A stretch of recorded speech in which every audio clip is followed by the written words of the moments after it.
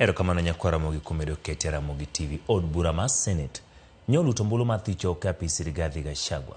Mae ne otimore tok senators ne yudo Gachagua gi ketho abich e kind 11 mane odonjnego. Rigathi Gachagua koro donjo buge historia mapacho kaka jalup jatend piny mokwongo ma othicho kwe apisi. Joyce Oduor miwaler kendo. Bang' odiochienge ariyo mar winjo neno kod dayo dhojo neno ewi bura mar thicho oko e apisi Rigathi Gachagua kaka jalup jatend piny, otieno manyoro od bura mar Senate noluto mbulu mar thicho oko Rigathi Gachagua kata obedo ni notuo kendo norwake e od thieth.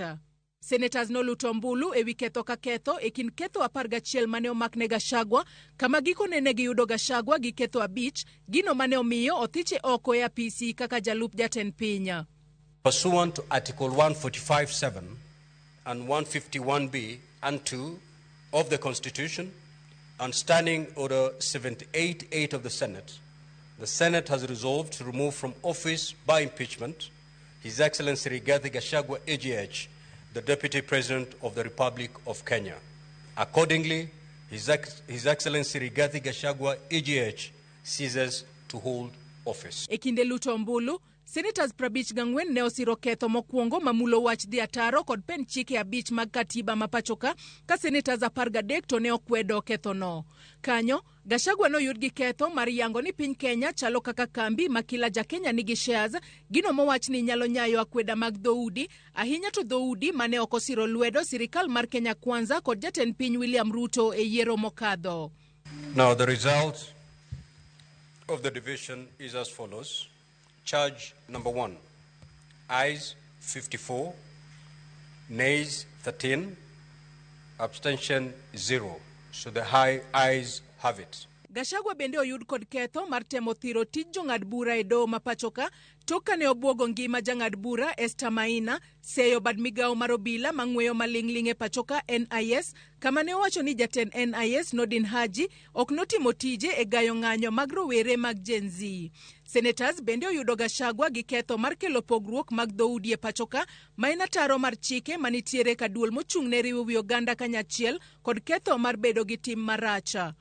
Charge number 4, the ayes at 51, nays at 16, abstention at 0, the ayes have it.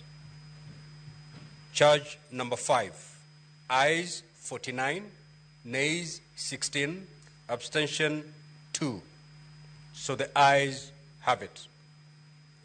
Charge number 6, ayes at 48, nays at 18, abstention 1. So the ayes have it. Charge number 9, ayes 46, nays 20, abstention 1. So the ayes have it.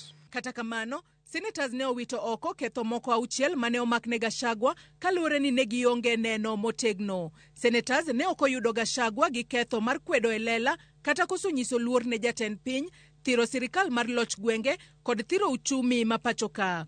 Senators 52 ne owito oko ketho mar ni Gachagua ne otudore gi weche mibadhi e kembe moko mane oyang e kinde mane ochwal bura mar thiche oko. Charge number 7, the ayes 13, nays 53, abstention 1. So the nays have it. Charge number 8, ayes 27, nays 40, abstention 0. So the nays have it. Charge number 10, ayes 22, nays 45, abstention 0. The nays have it.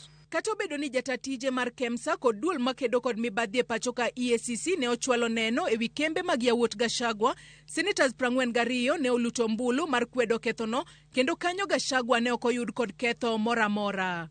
Charge number 11, the ayes 18, nays at 47, abstention 2. So the nays have it. Od bura mar Senate nyoluto mbulu kata obedo ni Gachagua ne ok ochung' e nyim Senate mar chwalo neno mare tok kane obedo matuo kendo norwake od thieth bang' bedo gi rem e kore. Okinde mag Gachagua nyotemo nyiso Senate ochwal chenro mar luto mbulu ewi burano nyaka Gachagua changi mondo chope Senate owuon. Kata kamano, temo margi nogore e lwanda. Joyce Oduor, Ramogi TV, Nairobi. Josiasa ma opogore ne ochopo kar thieth ma Karen